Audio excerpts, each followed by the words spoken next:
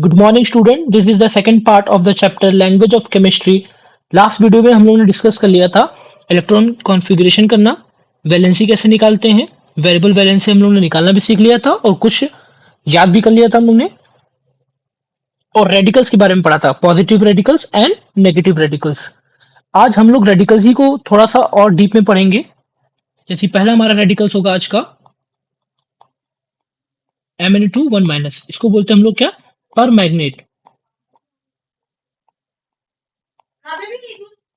Magnet ऐसे ही Cr2O7 2 बहुत important है ये दोनों रेडिकल्स। इसको बोलते हैं पर मैग्नेट MnO2 1 को, और Cr2O7 2 को डाइक्रोमेट। डाइक्रोमेट। और ऐसे ही इसी का क्रोमेट डाई, जैसे ये डाइक्रोमेट है वैसे Cr, जब एक क्रोमीन होगा तो CrO4 2 का होता है क्रोमेट। तो MnO2 1 पर मैग्नेट, Cr2O7 2 डाइक्रोमेट और CrO4 2 क्रोमेट। ये तीन बहुत इंपॉर्टेंट रेडिकल्स हैं जो हमको अच्छे से याद होने चाहिए। MnO2 1 Cr2O7 2 और CrO4 2 परमैंगनेट, डाइक्रोमेट और क्रोमेट। इनको आप ज्यादातर पोटेशियम डाइक्रोमेट सुना होगा अपने, पोटेशियम K+1 और डाइक्रोमेट Cr2O7 2 अब इसको क्रॉस कर देंगे हम लोग तो क्या बन जाएगा K2 Cr2O7। वैसे आपने पोटेशियम पर मैग्नेट सुना होगा कि पोटेशियम K+1 पर मैग्नेट MnO4 1 क्रॉस कर दिया तो पोटेशियम पर मैग्नेट। पोटेशियम डाइक्रोमेट का कलर ऑरेंज होता है, ये भी आपको पता होना चाहिए। पोटेशियम डाइक्रोमेट का कलर ऑरेंज और पोटेशियम पर मैग्नेट का कलर पर्पल होता है। ऐसे ही हमको और रेडिकल्स याद करने पड़ेंगे, जैसे कि एक है ClO2 1 अब ClO2 1 को हम बोलते हैं क्लोराइड। क्लोराइड अगर आप इसको याद कर लेते हैं तो इससे जब एक ऑक्सीजन हम बढ़ा देते हैं, जैसे ClO3 कर दिया तो आप यहाँ पे आइट की जगह 8 कर देंगे, क्लोरेट। ClO2 1 क्लोराइट है और ClO3 1 क्लोरेट हो जाएगा। और एक ऑक्सीजन और बढ़ा दोगे, ClO4 1 कर दिया, ClO3 1 की जगह ClO4 1 तो इसमें आप पर लगा दोगे और क्या लिखोगे, पर क्लोरेट। पर क्लोरेट। वैसे जब आप एक वैलेंसी कम कर देते हैं, मतलब एक ऑक्सीजन सॉरी कम कर देंगे, जैसे ClO1 अब देखिए आपने क्लोराइड से कम किया तो इसमें वर्ड यूज करेंगे हम लोग हाइपो। हाइपो और क्लोराइड से कम किया तो हाइपो क्लोराइड। बहुत इजी, आपको सिर्फ क्लोराइड याद करना है। ClO2 1 क्लोराइड है। अब इससे आप एक ऑक्सीजन कम करेंगे तो हाइपो, एक ज्यादा कर देंगे तो क्लोरेट हो जाएगा, और एक और ज्यादा कर दिया तो पर क्लोरेट। सिंपली ऐसे ही अगर हम लोग ब्रोमीन की बात कर देंगे तो अगर आपने BrO2 1 है तो ब्रोमाइट हो जाएगा, ब्रोमाइट। और एक ऑक्सीजन ज्यादा कर दिया, BrO3 1 कर दिया तो ब्रोमेट, और एक और ज्यादा कर दिया तो BrO4 1 तो पर ब्रोमेट। क्या हो जाएगा, पर ब्रोमेट।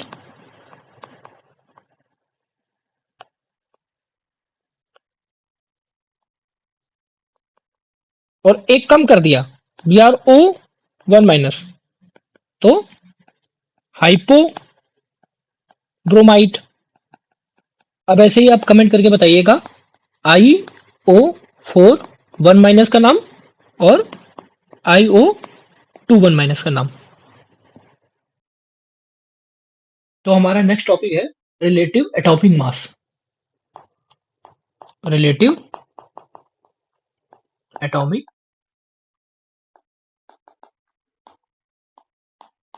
मास, RAM।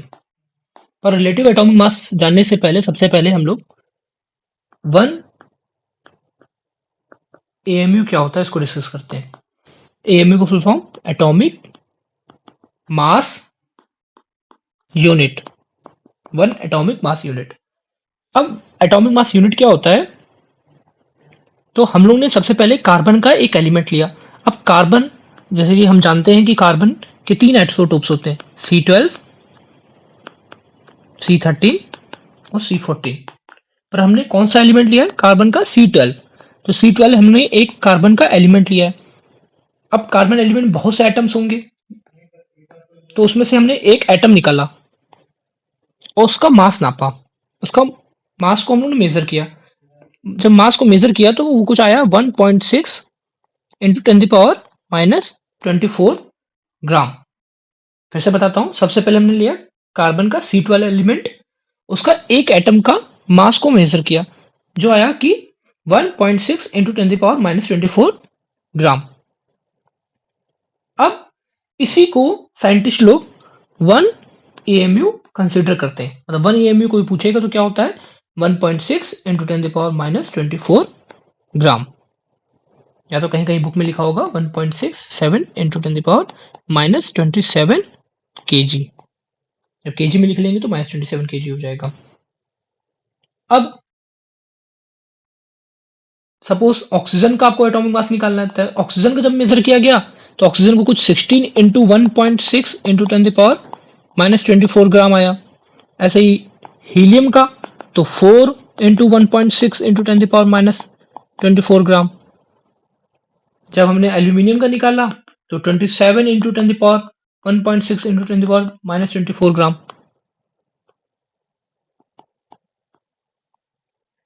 तो इसको इतना बड़ा नंबर बार बार नहीं लिखना पड़े, इसी वजह से हम लोग क्या लिख देते हैं 16। और ये क्या था,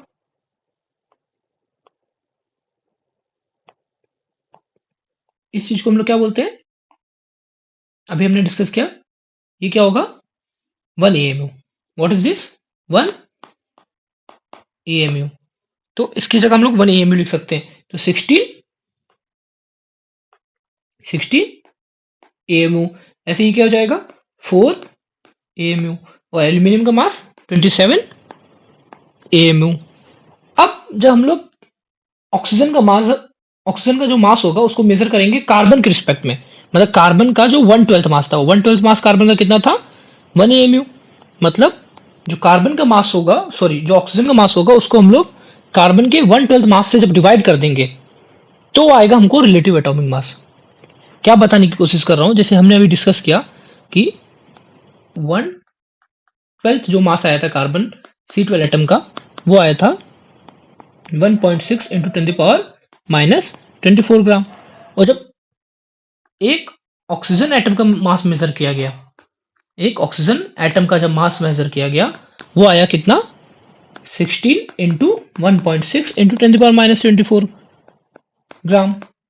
तो ऑक्सीजन का मास इसके 1/12 C12 एटम के, क्या बोल रहा हूं मैं, ऑक्सीजन का जो मास है वो 1/12 C12 एटम से कितना भारी है, उसी को बोल देते हैं हम लोग रिलेटिव एटॉमिक मास। तो रिलेटिव एटॉमिक मास क्या हो जाएगा, रिलेटिव एटॉमिक मास क्या हो जाएगा, नंबर ऑफ टाइम्स,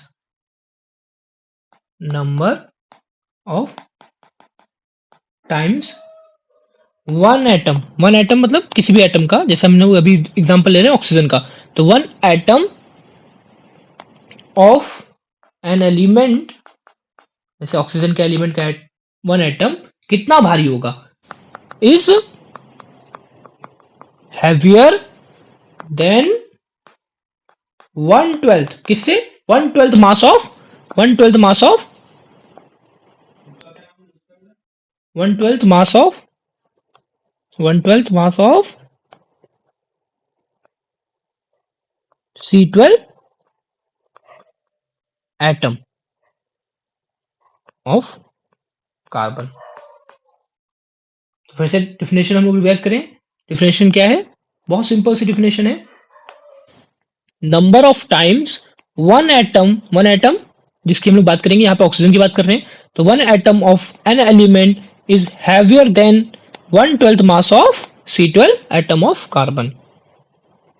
तो इसका फॉर्मूला क्या बन जाएगा, सिंपल सा formula,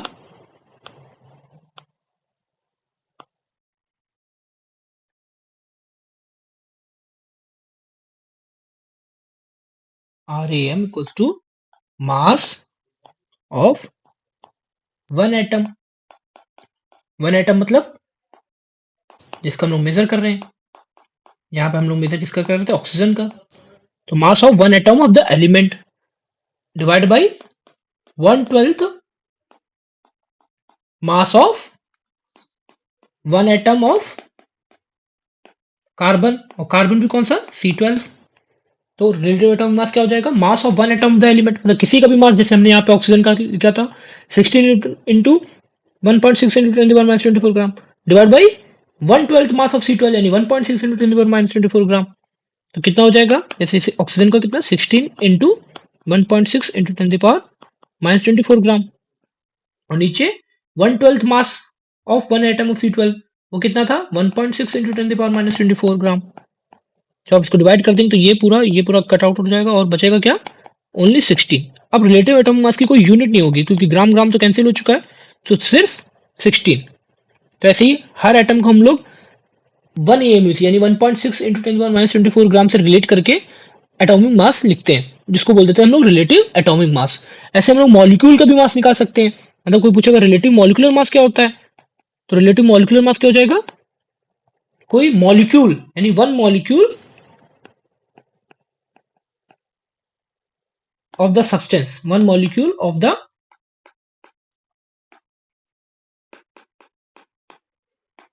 is heavier than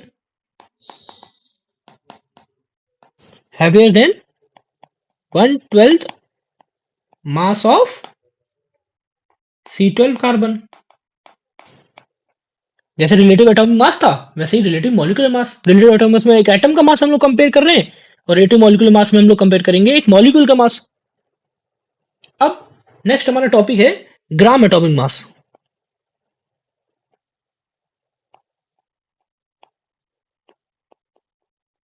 gram atomic mass, तो ये भी बहुत सिंपल है। ग्राम एटॉमिक मास को हम लोग ग्राम एटम भी बोलते हैं, ग्राम एटम। तो इसको जानने से पहले हमको समझना पड़ेगा वन मोल क्या होता है। तो जैसे हमने 1 डजन सीखा हुआ है कि 1 डजन में 12 क्वांटिटीज होती हैं। How many quantities are there in 1 dozen, 12। तो 1 डजन इक्वल्स टू 12 क्वांटिटीज। वैसे ही 1 मोल में 6.022 इंटू 10⁻23 एंटिटीज होती हैं। एंटिटीज मतलब क्वांटिटीज या मॉलिक्यूल्स या एटम्स। तो एक मोल में 6.022 इंटू 10⁻23 एटम्स होंगे।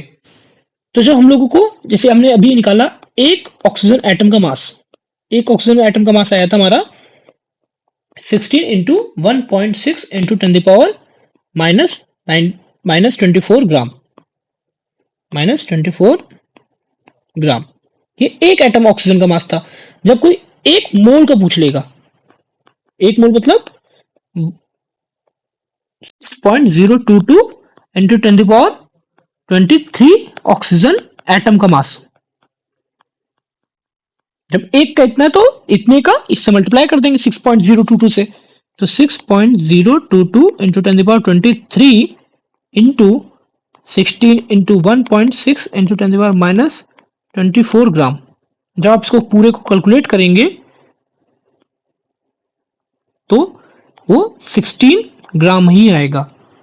तो ग्राम एटॉमिक मास कुछ नहीं होता है, रिलेटिव एटॉमिक मास को जब आप ग्राम में एक्सप्रेस कर देते हैं वो ग्राम एटॉमिक मास आ जाता है। तो when relative atomic mass expressed in ग्राम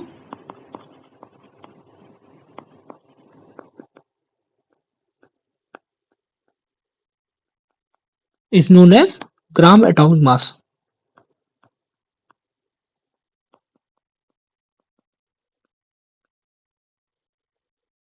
तो 16 ग्राम क्या होगा, ये 16 ग्राम क्या है, ऑक्सीजन के एक मोल एटम का मास है।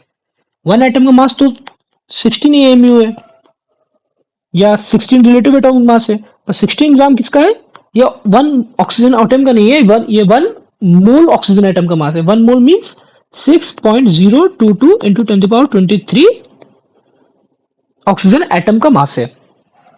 आई होप आपको समझ में आ गया होगा रिलेटिव एटॉमिक मास 1 एएमयू और 1 ग्राम एटॉमिक मास में क्या डिफरेंस है। एक और एग्जांपल लेके समझते हैं। जैसे मान लो हम मुझको एल्यूमिनियम का मास निकालना है, तो एल्यूमिनियम का एटॉमिक नंबर 13 होता है, एटॉमिक मास 27। तो इसका मतलब क्या होता है कि अगर एएमयू में मैं एक्सप्रेस करूंगा एल्यूमिनियम के मास को, तो उसको मैं लिखूंगा मैं 27 एएमयू। अगर मैं इसके ग्राम में एक्सप्रेस करूंगा तो 27 इंटू 1.6 इंटू 10⁻⁻24 ग्राम, ये एक ऑक्सीजन एल्यूमिनियम एटम का मास है। और ऐसे ही जब मैं रिलेटिव एटॉमिक मास में एक्सप्रेस करूंगा तो वो कितना आएगा 27, और जब मैं ग्राम एटॉमिक मास में एक्सप्रेस करूंगा तो आ जाएगा 27 ग्राम। ये एक मोल एटम का मास है, ये एक मोल एल्यूमिनियम का मास है, ये रिलेटिव एटॉमिक मास है। और ये 27 इंटू 1 से ये एक एल्यूमिनियम एटम का मास है, और ये एएमयू में एक्सप्रेस्ड मास। तो हमने सारे मास सीख चुके हैं, रिलेटिव एटॉमिक मास, ग्राम एटॉमिक मास और एएमयू। तो हमारा नेक्स्ट टॉपिक है रिलेटिव मॉलिक्यूलर मास फाइंड करना। रिलेटिव मॉलिक्यूलर मास कैसे फाइंड करते हैं अब ये सीखते हैं। तो सबसे पहले NO2 मॉलिक्यूल का मैं एटम देखें तो नाइट्रोजन है और ऑक्सीजन है। अब नाइट्रोजन का मास हमने याद किया हुआ है, नाइट्रोजन का मास कितना होता है 14, और ऑक्सीजन इवन है, इसका जस्ट डबल कर देंगे तो 16। तो नाइट्रोजन का मास 14 और ऑक्सीजन का मास 16।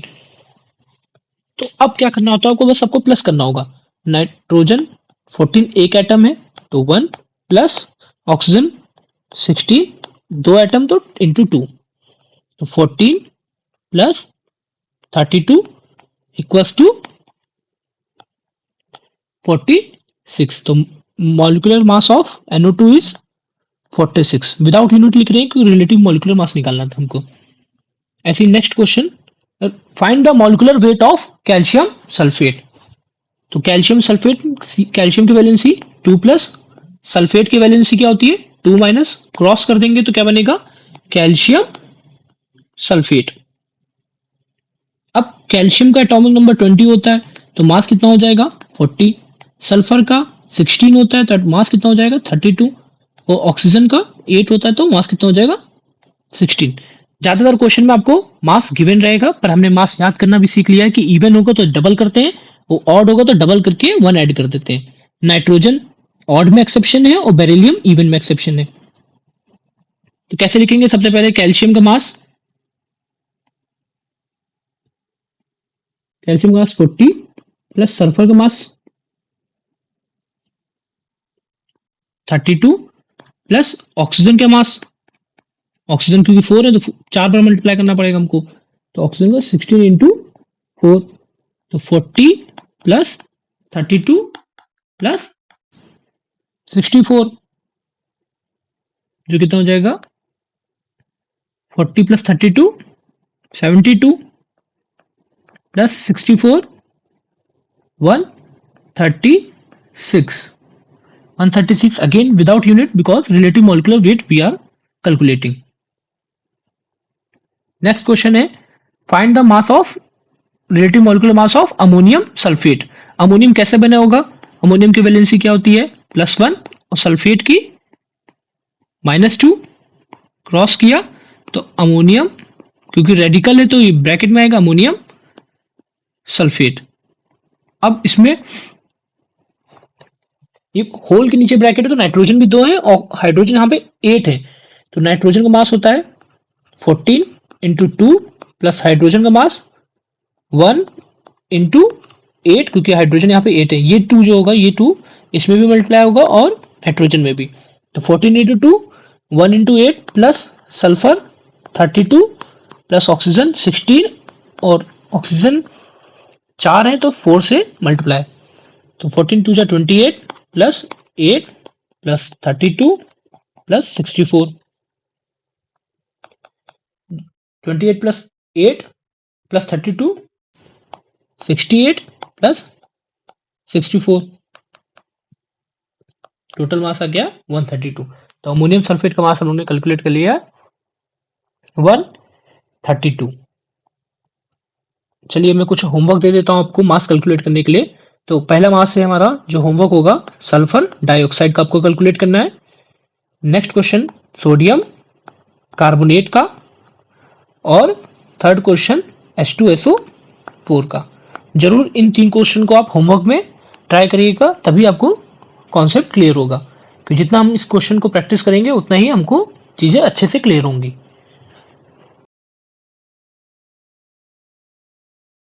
Now we will discuss how we can calculate percentage composition of a compound. Percentage composition means होता है सभी एटम का उस मॉलिक्यूल में कितना परसेंटेज है। जैसे कि पहला क्वेश्चन है calculate the percentage composition of carbon dioxide. तो हमारे पास कार्बन डाइऑक्साइड है कंपाउंड, अब इसमें कार्बन का कितना परसेंटेज है और ऑक्सीजन का कितना परसेंटेज है ये हमको कैलकुलेट करना होगा। तो सबसे पहले हम लोग इसका रिलेटिव एटॉमिक मास निकालेंगे कार्बन डाइऑक्साइड का। तो कार्बन डाइऑक्साइड में कार्बन 12 प्लस ऑक्सीजन 16 इंटू 2, क्योंकि ऑक्सीजन कितने 2, तो 12 plus 16 32 equals to 44 relative atomic mass आ गया कार्बन डाइऑक्साइड का। अब परसेंटेज कंपोजिशन जिसका निकालना होता है, जैसे कार्बन का सपोज निकालना है, तो कार्बन कितना है इस एटम में, मतलब इस मॉलिक्यूल में कितना कार्बन है, एक है, और उसका मास कितना होता है 12। टोटल मास मॉलिक्यूल का कितना है 44, उसको हम लोग मल्टीप्लाई कर देंगे इनटू 100, क्योंकि परसेंटेज में हम लोग 100 से मल्टीप्लाई करते हैं। तो 12 अपॉन 44 इंटू 100, 2 से रिड्यूस करेंगे तो ये 6, 22, 3, 11, यानी 300 ऑन 11। तो 11 की टेबल से अगर डिवाइड करेंगे तो 11 2 से 22, 8 80 7 77 3.30 11 2 जा तो 27.2 परसेंटेज आया कार्बन डाइऑक्साइड का कार्बन में, कार्बन का कार्बन डाइऑक्साइड में। सिमिलरली ऑक्सीजन का भी ऐसे निकालेंगे हम लोग। तो ऑक्सीजन यहाँ पे 2 आइटम है और उसका मास होता है 16 अपॉन टोटल मास मॉलिक्यूल का 44 इंटू 100, तो 32 अपॉन 44 इंटू 100। रिड्यूस करेंगे हम लोग 2 की टेबल से, तो 22 और 16 8 11, तो 800 बाई 11, जो नियरली 72.73 परसेंटेज के अप्रॉक्स बनेगा। 72.73 परसेंटेज है ऑक्सीजन का इन कार्बन डाइऑक्साइड। तो कैसे निकाल रहे हैं आपको समझ में आ रहा है। कार्बन डाइऑक्साइड का हम लोगों को परसेंटेज कंपोजिशन निकालना था। कंपोजिशन मींस क्या होता है कि सभी एटम का, मतलब कार्बन और ऑक्सीजन का परसेंटेज। तो कार्बन का परसेंटेज कैसे निकाला हमने, कार्बन का मास ऊपर, टोटल मास नीचे रखा, इंटू 100 कर दिया, जो आंसर आया हमारा कितना 27.2। अगेन देन ऑक्सीजन का मास ऊपर, ऑक्सीजन जितने भी एटम उसमें होंगे उसका मास ऊपर, टोटल मास नीचे इंटू 100। तो ऐसे कैलकुलेट किया तो हमारा आंसर आ गया 72.73 परसेंटेज। नेक्स्ट क्वेश्चन है हमारा calculate the percentage composition of sodium hydroxide. तो सोडियम हाइड्रोक्साइड का फॉर्मूला क्या होता है NaOH। तो इसमें हमको 3 एटम दिख रहे हैं, सोडियम, ऑक्सीजन एंड हाइड्रोजन। तो तीनों का मास हमको कैलकुलेट करना पड़ेगा। तो सबसे पहले हम लोग मॉलिक्यूलर मास निकाल लेते हैं। सोडियम हाइड्रोक्साइड का कितना होगा, सोडियम का 23, ऑक्सीजन का 16 और हाइड्रोजन का 1, तो टोटल मास आया सोडियम हाइड्रोक्साइड का 40। अब सोडियम का परसेंटेज निकालना है। तो सोडियम का परसेंटेज निकालने के लिए हम लोग सोडियम का मास ऊपर रखेंगे न्यूमरेटर में, डिनोमिनेटर में रखेंगे टोटल मास इनटू 100, तो 0 से 0 कैंसिल, तो 230 डिवाइड बाई 4, तो 115 डिवाइड बाई 2, जिसका नियरली मास आएगा 57.5 परसेंटेज हुआ सोडियम का इन सोडियम हाइड्रोक्साइड। ऐसे ही ऑक्सीजन का मास ऑक्सीजन का मास, ऑक्सीजन इसमें कितने हैं, एक, तो 16, टोटल मास 40 इंटू 100, तो कितना आ गया ऑक्सीजन मास, 4 इंटू 10, 40% हो गया ऑक्सीजन का मास इन सोडियम हाइड्रोक्साइड। अब हमको अगर 3 एटम है उसमें से 2 एटम का मास पता चल गया तो हम लोग तीसरे का 100 से माइनस करके भी निकाल सकते हैं कि टोटल परसेंटेज कितना होता है 100, जिसमें से 57.5% सोडियम का है प्लस 40% ऑक्सीजन का है, तो बचा हुआ हाइड्रोजन का परसेंटेज ही तो होगा, तो हाइड्रोजन का परसेंटेज हम लोग माइनस करके भी निकाल सकते हैं 100 माइनस 97.5, जो कि कितना हो जाएगा 2.5% ऑफ हाइड्रोजन। आप चाहो तो फॉर्मूले से निकालो, चाहे तो 100 से माइनस करके भी हम लोग परसेंटेज निकाल सकते हैं। तो आपने परसेंटेज कंपोजिशन निकालना सीख लिया, एक बार फिर से रिपीट कर देते हैं। सबसे पहले हमको क्या करना होता है, सपोज सोडियम हाइड्रोक्साइड का परसेंटेज कंपोजिशन निकालना है, तो सोडियम हाइड्रोक्साइड को आपको पहले रिलेटिव मॉलिक्यूलर मास निकालना पड़ेगा, जो आंसर आ गया कितना 40। फिर हमने क्या किया, जिसका पहले एक एक 1 बाय 1 एटम हमने निकालना स्टार्ट किया, तो सोडियम का सबसे पहले सोडियम का रिलेटिव एटॉमिक मास सबसे ऊपर न्यूमरेटर में रखा, टोटल नीचे इंटू 100 कर दिया, जो कैलकुलेट किया कितना आया 57.5। फिर हमने ऑक्सीजन का मास निकाला जो कि 16 रिलेटिव एटॉमिक मास होता है, टोटल 40 नीचे रख दिया इंटू 100, जो कि आया हमारा 40%। फिर टोटल परसेंटेज 100 होता है, तो 57.5 प्लस 40% प्लस हाइड्रोजन का परसेंटेज होगा 100, तो हाइड्रोजन का परसेंटेज ऐसे नॉर्मल मैथ्स लगा के कितना आया 2.5%। तो that's how we can calculate the percentage composition of any compound और any molecule of a element. तो मैं कुछ आपको होमवर्क दे देता हूं, आप इसको जरूर करिएगा और उसके आंसर कमेंट बॉक्स में जरूर करिएगा। पहला क्वेश्चन है पोटेशियम नाइट्रेट का आपको परसेंटेज कंपोजिशन बताना है। सेकंड, आपको परसेंटेज कंपोजिशन बताना है कैल्शियम फॉस्फेट का, कैल्शियम फॉस्फेट, पोटेशियम नाइट्रेट और कैल्शियम फॉस्फेट का परसेंटेज कंपोजिशन आप कैलकुलेट करिएगा और कमेंट बॉक्स में इसका आंसर जरूर बताइएगा। Now our next topic is balancing a chemical equation. Suppose if I burn a paper, does the paper just disappear? No, it turns into ash, smoke and heat. In science, we write this change using a short language called a chemical equation. क्या मतलब कि कोई भी matter दूसरे matter में change हो रहा है, मतलब एक स्टेट से दूसरी स्टेट में चेंज हो रहा है या एक प्रॉपर्टी से दूसरी प्रॉपर्टी शो करने लग रहा है, उसको हम लोग रिप्रेजेंट करते हैं केमिकल इक्वेशन से। तो केमिकल इक्वेशन क्या होता है, a chemical equation is a short chemical equation is a short way to represent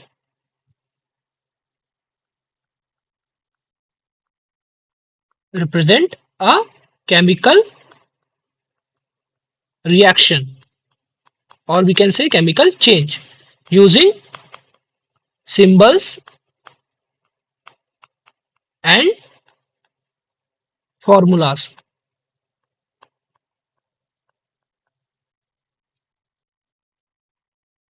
Chemical equation is a short way to represent a chemical reaction using a symbol and formulas. ये इसकी definition हो गई है। अब हम लोग सीखेंगे chemical equation में होता क्या है। सपोज कोई ए सब्सटेंस था जो बी के साथ रिएक्ट करके सी एंड डी दे रहा था, तो जो लेफ्ट हैंड साइड पे होता है उसको हम लोग बोलते हैं रिएक्टेंट्स। जो लेफ्ट हैंड साइड पे होगा उसको क्या बोलेंगे हम लोग, reactants. The things we start with, ये क्या होते हैं जिससे हम लोग शुरुआत करते हैं, थिंग्स वी स्टार्ट विद।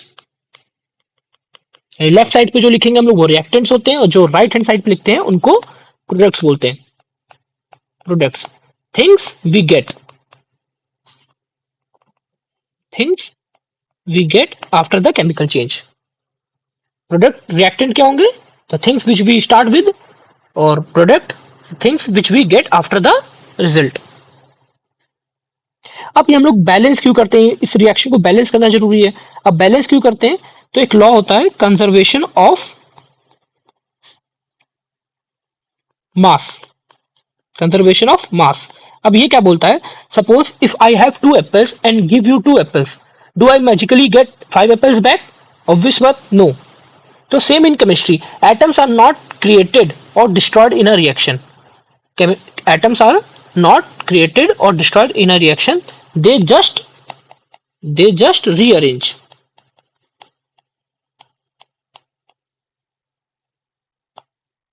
तो यही कंजर्वेशन ऑफ मास है। मतलब mass of reactant, mass of reactant should always equal to the mass of product। मतलब जो मास रिएक्टेंट का होगा वही मास प्रोडक्ट का होना चाहिए, क्योंकि एटम्स ना ही क्रिएट होते हैं ना ही डिस्ट्रॉयड होते हैं ड्यूरिंग अ केमिकल रिएक्शन और chemical change. That's why we balance the chemical equation.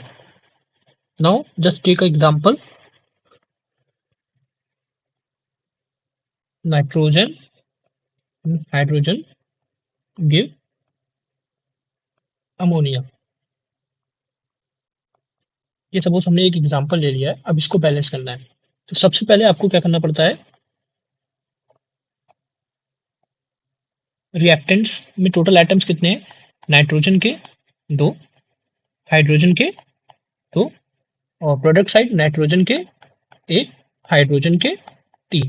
मतलब आपको रिएक्टेंट साइड सारे एटम्स लिख लेने हैं हर एक एलिमेंट के, और प्रोडक्ट साइड भी आपको हर एक एलिमेंट के एटम्स लिख लेने हैं। फिर क्या करना होता है आपको, हाइड्रोजन और ऑक्सीजन के अलावा जो भी है सबसे पहले स्टार्ट हम लोग उन्हीं एलिमेंट से करेंगे। तो यहाँ पे नाइट्रोजन 2 है रिएक्टेंट साइड और प्रोडक्ट साइड नाइट्रोजन 1 है। तो हम लोग प्रोडक्ट साइड नाइट्रोजन को 2 करने के लिए स्टोइचियोमेट्री कोफिशिएंट जो भी यहाँ पे लिखेंगे उसको बोलते हैं स्टोइचियोमेट्री कोफिशिएंट। तो यहाँ पे 2 लगा लेंगे, और जैसे ही यहाँ पे 2 लिखेंगे हम लोगों को यहाँ पे चेंज करना होगा और लिखेंगे क्या, नाइट्रोजन हो गया 2 और हाइड्रोजन कितने हो जाएंगे आप 2 इंटू 3 यानी कि 6। हाइड्रोजन टोटल हो गए कितने 6। जो आगे नंबर लिखा रहेगा उसको नीचे वाले नंबर से मल्टीप्लाई करते हैं तो हमको टोटल एटम्स पता चलते हैं। तो 2 इंटू 3 कर दिया तो 6 आ गया hydrogen. Now nitrogen is balance but hydrogen is not. So हम लोग हाइड्रोजन को बैलेंस करने के लिए हाइड्रोजन के आगे कोफिशिएंट 3 लिखना पड़ेगा, इसी वजह से 3 2 जा 6 हो जाएगा। Now we got the balance equation.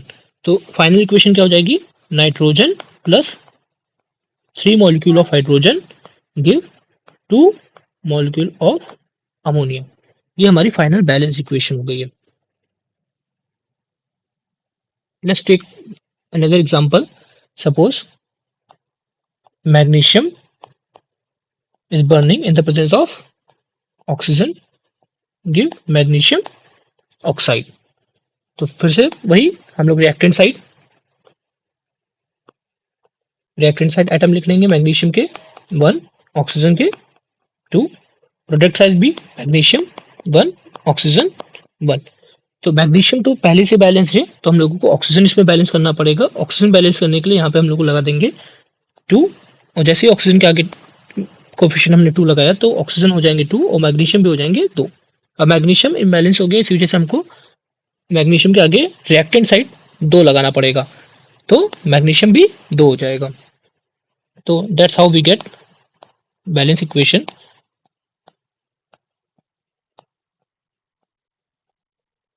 Two mole of magnesium give 2 mole of magnesium oxide. Now let's take some harder example. Suppose lead nitrate decomposes to give lead oxide, nitrogen dioxide and oxygen. Now let's balance this equation. So again we will write all the atoms of reactants. Lead is 1, nitrogen is 2 and oxygen is 6. Atoms of lead 1, atoms of nitrogen 2 and atoms of oxygen are 6. क्योंकि ये whole bracket लगा है इस वजह से 2 दोनों के नीचे होगा। यहाँ पे लेड 1 है, ऑक्सीजन टोटल कितने हो गए, oxygen 1 2 3 2 5, total oxygen 5 and nitrogen 1। Now we will start with lead. तो लेड तो पहले से 1 1 बैलेंस है, तो और नाइट्रोजन कितने हैं? इधर 2 है और नाइट्रोजन इधर 1 है, तो नाइट्रोजन को बैलेंस करने के लिए हमने इधर लगा दिया 2। और जैसे ही नाइट्रोजन 2 लगाएंगे तो नाइट्रोजन यहाँ पे कितने हो जाएंगे? 2। और ऑक्सीजन टोटल कितने हो जाएंगे? 4 2 6 7। ऑक्सीजन हो गए 7। तो लेड और नाइट्रोजन हमने बैलेंस कर लिया। अब ऑक्सीजन 7 है, उधर 6 है, तो हम लोग बहुत छोटा भी नंबर लिखेंगे तो यहाँ पे कम से कम 2 लिखना पड़ेगा हम लोगों को, क्योंकि 1 तो पहले से लिखा हुआ है, तो हमको जस्ट चेंज करने के लिए 2 तो कम से कम लिखना पड़ेगा। तो 2 जैसे लगाएंगे, ऑक्सीजन टोटल कितने हो जाएंगे? 12, नाइट्रोजन हो जाएंगे 4 और lead 2। Now we will start with lead. तो लेड 1 है और लेड 2 है, तो यहाँ पे लेड को प्रोडक्ट साइड हमको क्या करना पड़ेगा? 2 लगाना पड़ेगा। और जैसे ही 2 लगाते हैं, लेड जाएंगे 2, oxygen 2 plus 4 plus 2, total total 8 oxygen हो जाएंगे। 2 4 2 6, तो 8 ऑक्सीजन हो गए। लेड 2 हो गए। नाइट्रोजन हमारे पास पहले से 2 है। अब नाइट्रोजन को बैलेंस करेंगे। नाइट्रोजन यहाँ पे 4 है और यहाँ पे 2 है, तो नाइट्रोजन को हम लोगों को 4 करना पड़ेगा। तो यहाँ पे हम लोग चेंज करते हैं और नाइट्रोजन को 4 कर दिया। नाइट्रोजन को 4 करते ही नाइट्रोजन हो गए 4, ऑक्सीजन कितने हो जाएंगे? 4 2 8 प्लस 2 10 प्लस 2 12, तो ऑक्सीजन हो गए 12। तो हमको बैलेंस इक्वेशन मिल गई कि लेड 2 है, लेड रिएक्टेड साइड भी 2 है और प्रोडक्ट साइड भी 2 हो गए। लेड रिएक्टेड साइड 2 और प्रोडक्ट साइड भी 2 हो गए। नाइट्रोजन 4 और नाइट्रोजन प्रोडक्ट साइड भी 4, और ऑक्सीजन 12, ऑक्सीजन प्रोडक्ट साइड भी 12। तो हमको अपनी बैलेंस इक्वेशन मिल गई है, जो हम लोग की लास्ट इक्वेशन क्या हो जाएगी?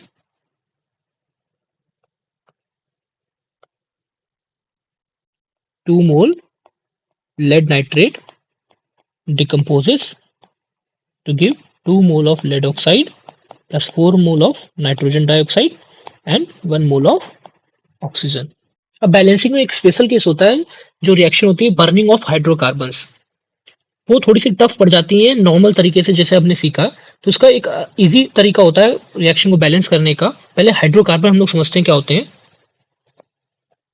हाइड्रोकार्बन ऐसे कंपाउंड जिसमें कार्बन हो और हाइड्रोजन हो, जैसे कि मीथेन हो गया, C2H6 इथेन, या C3H8 प्रोपेन। तो दीज आर द हाइड्रोकार्बन्स। अब इनको जब बर्न किया जाता है, जब भी हाइड्रोकार्बन बर्न करेगा तो वो CO2 और H2O रिलीज करता है। CO2 और H2O एज अ प्रोडक्ट देता है। तो इनको बैलेंस करने का एक इजी तरीका होता है, वो हम लोग सीखते हैं। तो let's suppose example we take methane is burning in the presence of oxygen, give CO2 and H2। अब इस इक्वेशन को अगर हम लोग बैलेंस करने जाते हैं इस तरीके से, तो बैलेंस कर सकते हैं, थोड़ा सा ज़्यादा टाइम लग सकता है। तो इनको करने का इजी तरीका होता है बैलेंस, कि आपके सामने जितने कार्बन आपको दिख रहे हैं यहाँ पे, अगर हम लोग रिएक्टेंट साइड देखें तो मुझे एक कार्बन दिखा, तो प्रोडक्ट साइड भी उतने ही कार्बन लगा दीजिएगा। मतलब जो जितने यहाँ पे कार्बन होंगे उतने ही आपको नंबर लिखना पड़ेगा। तो यहाँ पे कार्बन मुझे रिएक्टेंट साइड 1 दिखा, तो प्रोडक्ट में भी मैंने 1 लिख दिया। अब जितने हाइड्रोजन होते हैं, हाइड्रोजन 4 हैं, तो उसके हाइड्रोजन हम लोग आधे यहाँ लिख देंगे। अगर यहाँ पे 6 होते हैं, यहाँ पे 3 लिखते, पर यहाँ पे 4 हैं तो मैंने लिख दिया हाइड्रोजन 2। अब आपको टोटल ऑक्सीजन काउंट करने हैं प्रोडक्ट साइड। टोटल ऑक्सीजन यहाँ पे कितने? 2 प्लस 2 4। तो 4 करने के लिए हमने ऑक्सीजन यहाँ पे कितने लगा देंगे? कोफिशिएंट कितना लगा देंगे? 2। तो ये हमारी बैलेंस इक्वेशन हो गई। CH4 plus 2O2 give CO2 plus 2H2। अब देख भी सकते हैं यहाँ पे कार्बन कितने? 1। रिएक्टेंट साइड कितने कार्बन? 1। प्रोडक्ट साइड भी कार्बन 1। ऑक्सीजन कितने यहाँ पे? 4। और ऑक्सीजन यहाँ पे कितने? 4। और हाइड्रोजन 4 और हाइड्रोजन यहाँ पे 4। तो हमने ये बैलेंस कर लिया। सिंपल तरीका है, फिर से हम लोग रिवाइज करते हैं क्या, कि जितने आपको कार्बन यहाँ दिखेंगे, यहाँ पे जितना जो कार्बन का नंबर लिखा होगा वही आपको नंबर यहाँ उठा के लिख देना है। फिर जितने हाइड्रोजन होते हैं उसका आधा नंबर आपको यहाँ पे लिख देना है। और फिर टोटल ऑक्सीजन को काउंट करना है और वही ऑक्सीजन को आपको यहाँ बनाना है, ऐसा नंबर लिखना पड़ेगा जिससे ऑक्सीजन टोटल इतना बन जाए। एक और एग्जांपल लेते हैं तब आपको अच्छे से समझ में आएगा। सपोज C3H6 बर्न कर रहा है ऑक्सीजन की प्रेजेंस में और देगा CO2 प्लस H2O। तो इसमें हमको कार्बन दिखे कितने, 3। तो आपने 3 यहाँ कार्बन लिख दिए, 3 कार्बन डाइऑक्साइड के सामने हमने कोफिशिएंट लगा दिया। अब हाइड्रोजन मुझे दिखे 6, तो हाइड्रोजन का आधा यानी 3 यहाँ पे लगा दिया। अब टोटल ऑक्सीजन काउंट करेंगे तो 3 टू जा 6 और 3 टोटल 9 ऑक्सीजन हो गए। तो यहाँ पे मुझको 9 तो लिख नहीं पाएंगे, तो हम लोग 9/2 लिख देते हैं। तो टोटल ऑक्सीजन कितने हो गए यहाँ पे 9, क्योंकि अगर यहाँ पे मल्टीप्लाई करोगे 9/2 को 2 से, जैसे 9/2 और नीचे वाले नंबर से मल्टीप्लाई करते हैं तो 9 ही आएगा।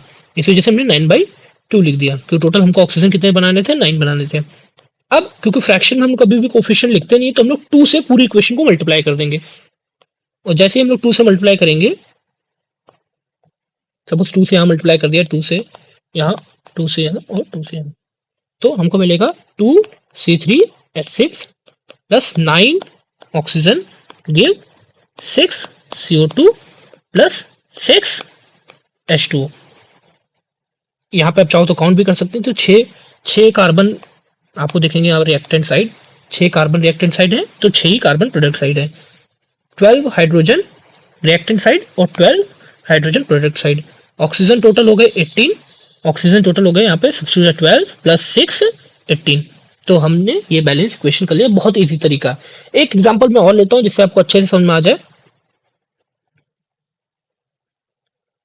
Suppose C4H10 burning in the presence of oxygen give CO2 and H2O।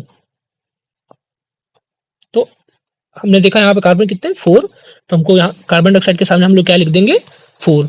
10 oxygen मुझको दिख रहे हैं हाइड्रोजन के नीचे, तो हम यहाँ लिख देंगे कितना 5। अब टोटल ऑक्सीजन हमको काउंट करना है, तो 4 टू जा 8 प्लस 5, तो टोटल कितने हो गए 13। अब 13 ऑक्सीजन बनाने के लिए हम लोग 13/2 लिख देंगे ऑक्सीजन के आगे। अब मुझको फ्रैक्शन में मिल गया कोफिशिएंट, तो इसी वजह से मुझको 2 से मल्टीप्लाई करना पड़ेगा। सभी जगह 2 से मैं मल्टीप्लाई कर देता हूँ, तो हमारी फाइनल रिएक्शन क्या हो जाएगी 2 butane with 13 mole of oxygen give 8 mole of carbon dioxide and 10 mole of water. तो ये भी एक हमारी बैलेंस इक्वेशन हो गई। तो हमने हाइड्रोकार्बन्स को बैलेंस करने का एक अलग तरीका पढ़ लिया। अब रिएक्शन को बैलेंस करने का एक और तरीका होता है, और सबसे इजी तरीका होता है मेरे हिसाब से, तो वो भी हम लोग सीख लेते हैं।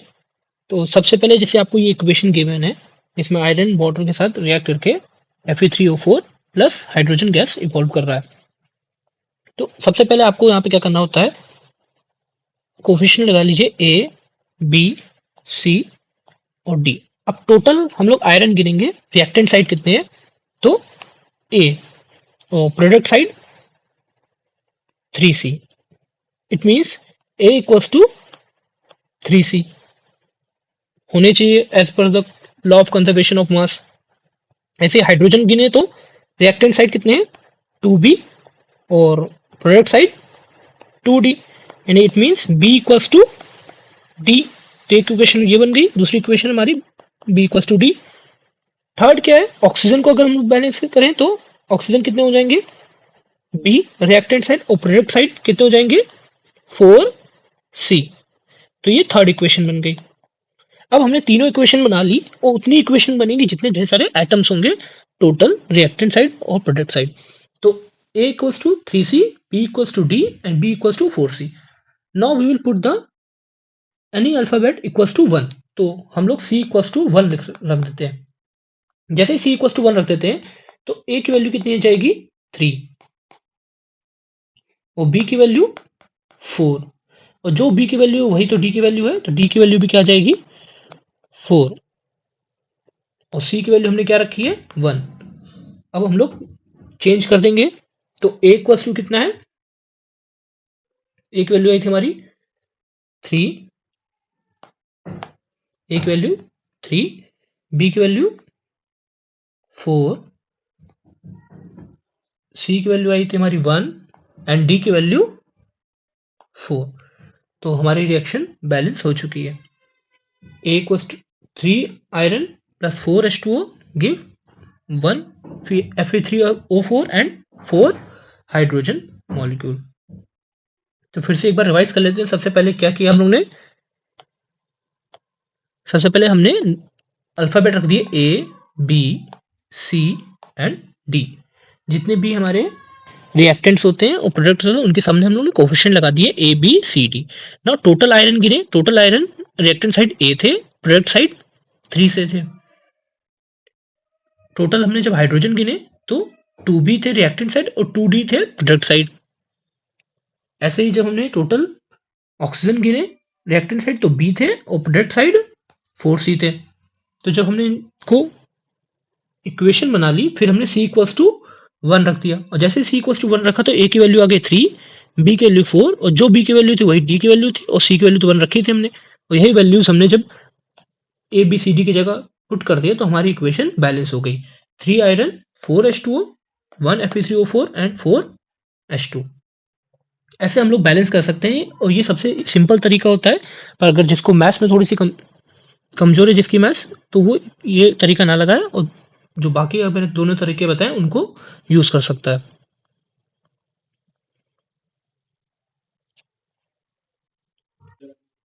तो स्टूडेंट, इस वीडियो में हमने रिलेटिव एटॉमिक मास निकालना सीखा है। रिलेटिव एटॉमिक मास क्या होता है? कोई भी एटम 1/12 कार्बन एटम से कितना भारी है। 1/12 कार्बन एटम से कितना भारी है। ग्राम एटॉमिक मास क्या होता है? एक मोल एटम का मास कितना होता है उसको ग्राम एटॉमिक मास बोल देते हैं। Atomic mass unit means 1/12 mass of carbon atom और कार्बन में भी कौन सा? C12।